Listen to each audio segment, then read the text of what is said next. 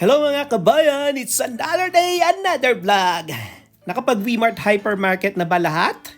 Kung hindi pa, tara, samahan niyo akong puntahan itong pinakabagong hypermarket dito sa may Corais Road sa may Alsadan Mall. Ito yung dating mall na walang ganong customer pero ngayon bigla na lang dumami at talos wala ka ng maparkingan. Kaya naman kami ay na-curious at pumunta dito sa Wmart Hypermarket para makita kung ano-ano ang kanilang mga binibenta. At pagpasok nga namin, nakita namin ng mga iba't ibang klase ng fruits and vegetables na napakarami. At ako rin namangha sa dami ng mga beef items na pwede mong pagpilian. At meron din nga mga Japanese Wagyu beef dito at itong mga tomahawk at kung ano-ano pa.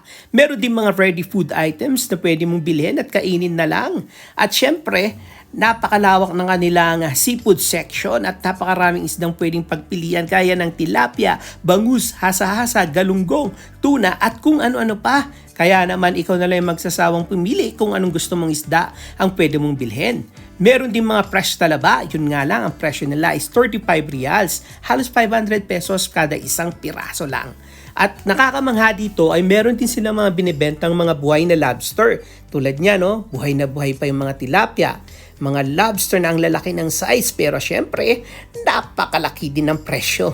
At dito rin meron din mga buhay na mga king crab. Parang ang sarap kainin nito kaso oh my god. Kailangan mong pag-ipunan para makabili ka ng isang buong malaking king crab. Kaya naman ang ginawa ko ay tumingin-tingin na lang ako dito sa mga iba't ibang pwede nating mabilhan. Hinawakan ko tong tomahawk. Kala ko kaya ko na siyang bilhin pero binitawan ko muna. Next time ka na lang pag kaya na natin. At syempre, tumitingin din pa tayo ng mga ibang produkto nila para makita ninyo ang napakalawak nilang selection kung kayo ay papasyal dito at titingin ng mga pwede ninyong mailagay sa inyong mga ref. Kaya binalikan ko nga ating itong talaba na to, parang ang sarap ata kumain ng talaba ulit. Ay, kidding aside. Pero tumingin na lang ako ulit nitong mga buhay na lobster. Nag-sightseeing dito sa aquarium na to para makita ng malapitan itong mga buhay na lobster. Medyo may kamahalan ng konti ang kanilang mga lobster. 698 reals guys per kilo. At kung ayaw nyo naman sa seafoods, meron din mga iba't ibang Asian products dito ng mga pastry, noodles, mga Japanese ingredients. Napakarami ninyong pagpipilian ng mga Asian ingredients dito guys. Kung mahilig kayo sa mga Asian food, ayan, mahahanap nyo sila dito sa mga Wmart Hypermarket. Napakaraming pagpipilian dyan ng mga iba't ibang klase ng ingredients.